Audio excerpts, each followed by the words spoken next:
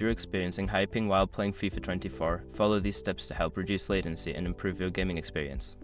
Step 1. Check your internet connection. Ensure that your internet connection is stable and fast enough for online gaming.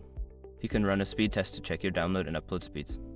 A wired connection is often more reliable than Wi-Fi. Step 2. Close background applications. Before launching FIFA 24, close any unnecessary applications running in the background. Programs that use the internet, such as streaming services or downloads, can consume bandwidth and increase ping. Step 3. Change server region. In FIFA 24, go to the settings menu and check if you can change your server region. Selecting a server closer to your geographical location can help reduce ping and improve connection quality. Step 4. Optimize router settings. Access your router settings and enable quality of service QoS if available. This feature prioritizes gaming traffic over other types of internet usage, potentially lowering your ping during gameplay. Step 5. Contact your internet service provider. If you continue to experience high ping, reach out to your internet service provider.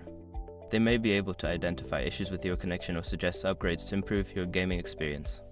By following these steps, you should see an improvement in your ping while playing FIFA 24. Enjoy your game.